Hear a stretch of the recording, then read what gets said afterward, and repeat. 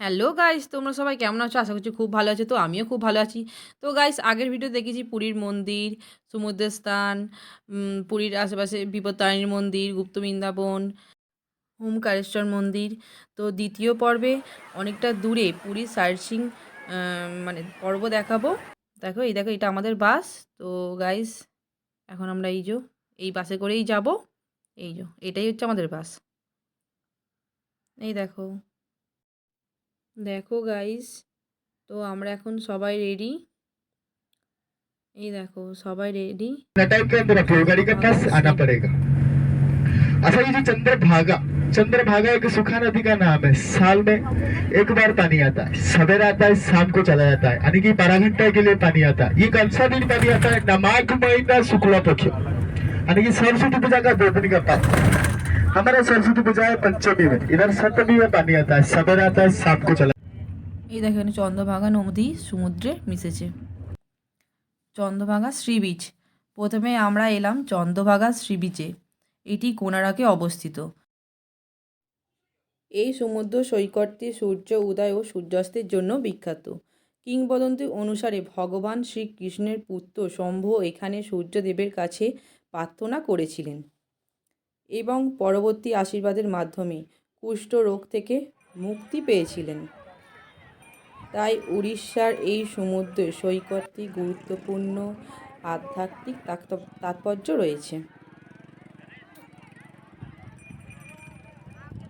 দেখো, আমরা একটু সেলফি করে নিলাম। সেলফি করে চারিপাশটা একটু ভিডিও করছিলাম, তো একটু ফটো তুললাম। এ দেখো, আমার হাজবেন্ড তোমাদের চারিদিকটা একটু ঘুরিয়ে দেখিয়ে দিচ্ছে।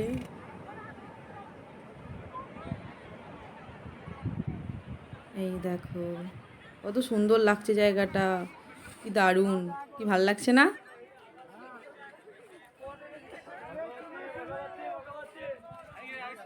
আমরা চলে এসেছি কোনারকে সূর্য মন্দিরের উদ্দেশ্যে দর্শন করতে। গাছ দেখতেই পাচ্ছ, প্রচুর ভিড়। এখন তো সিজন না, এই জন্য এখন প্রচুর ভিড়। এই দেখো, প্রবেশ করছি। গাইস, জায়গাটা এত সুন্দর, বলার মতন না। দেখো, প্রচুর ভিড়, ভিতরটা তো আরো ভিড়।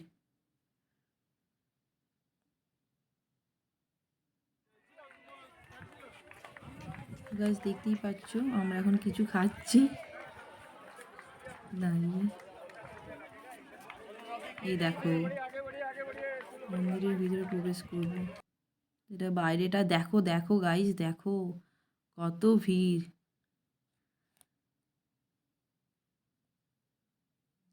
জাস্ট দারুণ, কিছু বলার নেই। এ দেখো, এখানে দাঁড়িয়ে থাকতে হচ্ছে। তো এখন কোনারকের সূর্য মন্দির রাজবংশের প্রথম রাজা নরসিংহদেব 1250 সালে পুরী থেকে প্রায় 35 কিলোমিটার উত্তর পূর্বে পুরী জেলার উপকূলে নির্মাণ করেন। দেখো, এটা হচ্ছে আমাদের গাইড। তো গাইড এখন আমাদের বোঝাচ্ছিল। দেখো, মন্দিরটি কিন্তু খুব সুন্দর, জানো তো, দারুণ,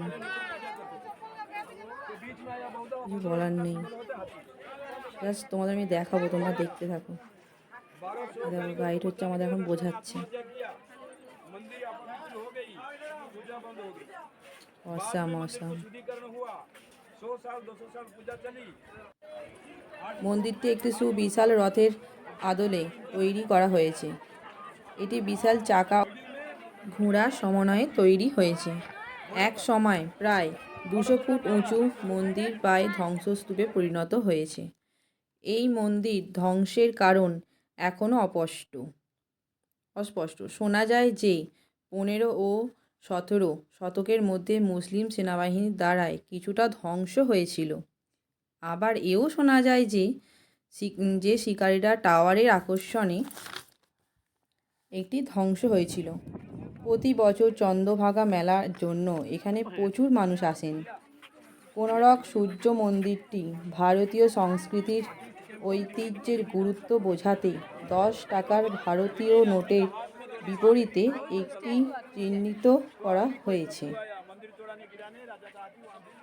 দেখো গাইস, তো এখানে আরও সবাই যারা এসেছেন তারা সেলফি, কেউ কত বসে গল্প করছে, তো আরও যে যেরকমভাবে আনন্দ করছে।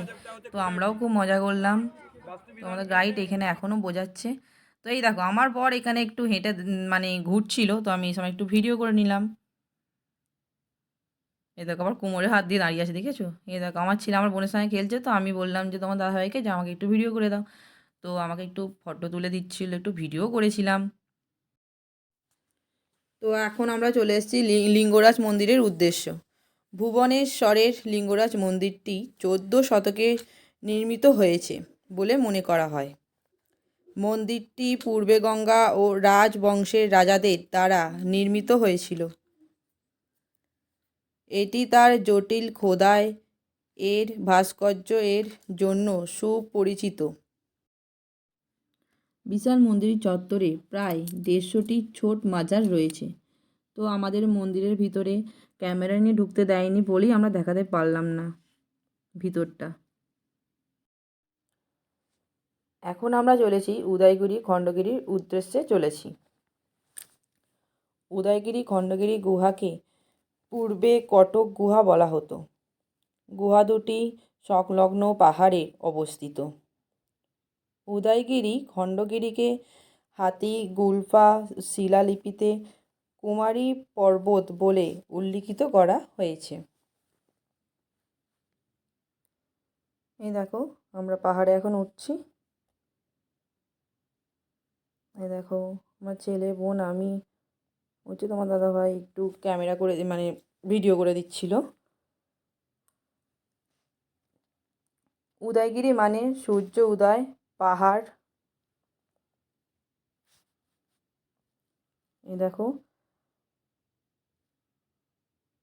তো আমরা একটু মন্দির দর্শনও করলাম, তো মন্দিরের ভিতরটা তোমাদের দেখাতে পারলাম না।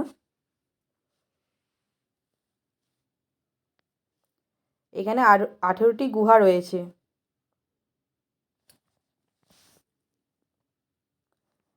এই দেখো এখানে ধবলগিরি পাহাড় আছে, তো আমরা উল্টো দিকে, তো আমরা সময়ের অভাবে ওইদিকে যেতে পারলাম না। তোমার দূর থেকে দেখিয়ে দিলাম।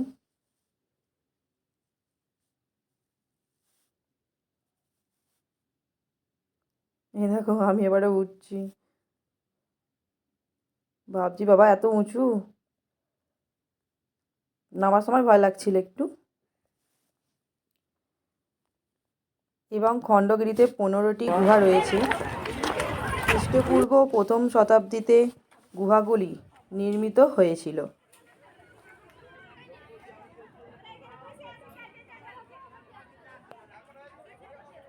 এর প্রত্নতাত্ত্বিক, ঐতিহাসিক ও ধর্মীয় গুরুত্ব অপরিসীম।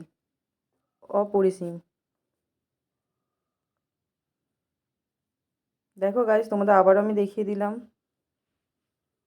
পুরো ভিডিওটা করে ভালো করে।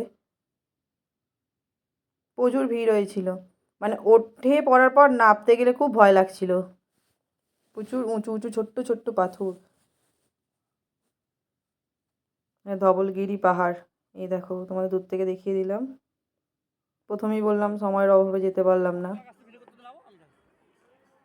উল্টো দিকে এই দেখো নামছি আমি।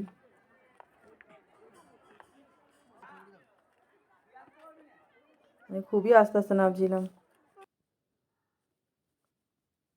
আমার ছেলে আবার একা একা নামবে, না আমারই নামতে ভয় লাগছে। তো কত কষ্টের পর নেমেছি ওখান থেকে। নেবে আমরা এখন ফেরার পথে। এই দেখো আমরা একটু, আমার ছেলে এখন বায়না করছিল বাঁশি কিনবে, তো ওই জন্য এখন বাঁশি কিনে দিচ্ছিলাম। আর এত দাম বলছে গো। এই দেখো গাইস এখন আমরা বেরিয়ে চলে এলাম। তো এই দেখো, তো আমরা এখন নন্দনকাননের উদ্দেশ্যে চললাম।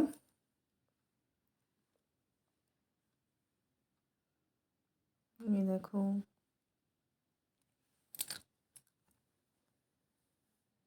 তো এটা টিকিট কাউন্টার।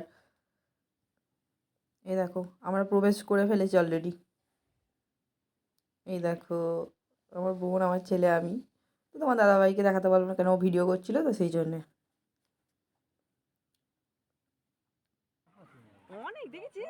দেখো আমরা ঢুকলাম, দেখো কত পশু পাখি, দারুণ লেগেছে। কিন্তু এইখানে কি বলো তো, বেশ সকালবেলা গেলে সারা দিনটা ভালো করে, মানে শুধু এই চিড়িয়াখানাটা থাকলে তবে ভালো করে সব জিনিস দেখা যায়। আমরা তো ঢুকলাম সন্ধ্যের কিছুক্ষণ আগে, আমরা সব কিছু দেখতেই পারলাম না সময়ের অভাবে। প্রায় 1080 এক সুবিশাল জায়গা নিয়ে গঠিত এই পার্কটি 1960 সালে প্রতিষ্ঠা করা হয়েছিল। এর সামান্য কিছু অংশ চিড়িয়াখানা হিসাবে রয়েছে। দেখো কত পশু পাখি, দেখো হনুমান দেখছি এখন আমরা। এই দেখো, এই দেখো, দারুণ লাগছিল জলহস্তি।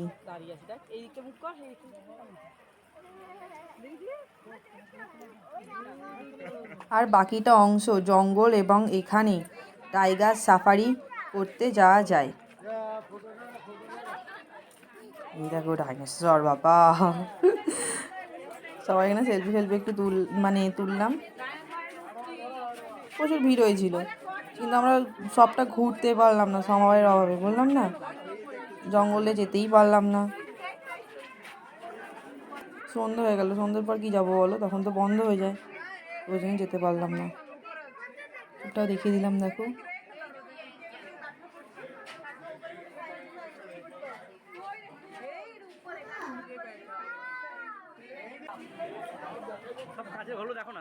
এই দেখো, বুঝতে পারছো, জুম করে তোমাদের দেখালাম, মানে এত ডেঞ্জারাস যেখানে, মানে সাপ থাকে তোমার ধারণার বাহিরে, আতঙ্ক বাবা, মানে বোঝাই যাবে না, খুব কাছ থেকে না দেখলে বোঝা যাবে না। দারুণ লাগলো কিন্তু জায়গাটা। প্রথমে উদয়গিরির কাছাকাছি চিড়িয়াখানা তৈরি হলেও পরে ভুবনেশ্বর থেকে 35 কিলোমিটার দূরে কটকের কাছে এই চিড়িয়াখানা তৈরি করা হয়েছে।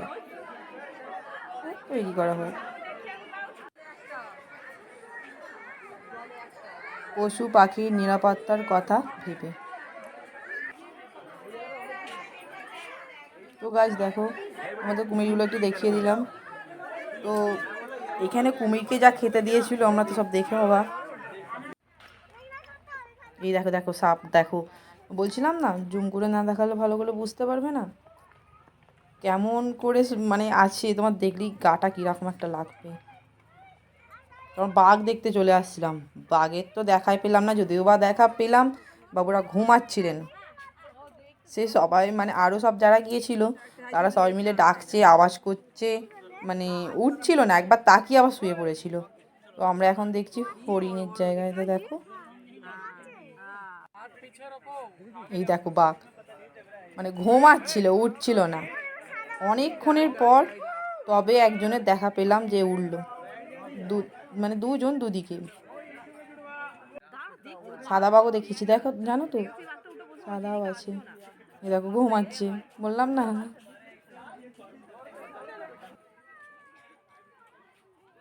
এই দেখো, এ তো কি গর্জন করছিল, মানে এত আওয়াজ করছিল, মানে মানে ধারণার বাইরে, আওয়াজটা দেখলেই একটা মানে বুকটা, মানে কি বলবো, ঝ্যাক করে উঠবে।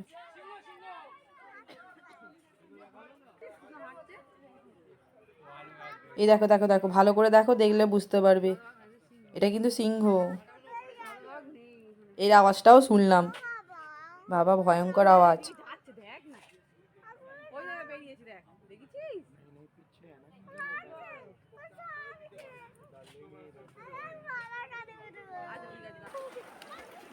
তো গাইস, আজকে আমাদের মনটা খুবই খারাপ, তো আজ আমাদের চলে যাওয়ার দিন। তো আমরা এখন স্নান করতে চলে এলাম। আজকের দিনটাই লাস্ট, খুব মজা করলাম। আজ কিন্তু অনেকক্ষণ মানে সমুদ্রের ধারে ছিলাম, জানো তো, যেহেতু আজকে লাস্ট দিন চলে যাব, সেই জন্যে খুব মজা করেছি। প্রায় 2-2:30 তো এখানে বেজেই গেছে। গিয়েছিলাম স্নান করতে তখন 11টা হবে, তো অতক্ষণ আমরা ছিলাম, এটা হচ্ছে লাস্ট দিন, ভালোই লাগছিল না, মনটা খুব খারাপ লাগছিল, ভাবছিলাম আবার কবে আসবো, আবার কবে আসবো। ভীষণ মজা করছিলাম, মানে ওখানে তো গেলে আসতে ইচ্ছা করবেই না, সমুদ্রের ধারে, তাই না? তো দেখো দেখো আমার ছেলে এখন বেলুনের মতো খেলছে, তো উঠছে, ব্যাস ওর খেলা হয়ে গেল। এই দেখো, এই দেখো, এই দেখো। তো আমাদের কিছু কেনাকাটি করা ছিল, কেনাকাটি চলে গেলাম, তো এখন স্টেশনে চলে গেলাম। দেখো বাড়ি যাব, খুব মন খারাপ। আমার বোন একটু হাই বলে দিল। এই দেখো বন্দে ভারত ট্রেনটা আসছে, তো তোমাদের একটু দেখিয়ে দিলাম। তো আমরা যাব জগন্নাথ ট্রেনে, এই ট্রেনটাতে না। দারুণ না ট্রেনটা? সবাই ভিডিও করছিল কিন্তু।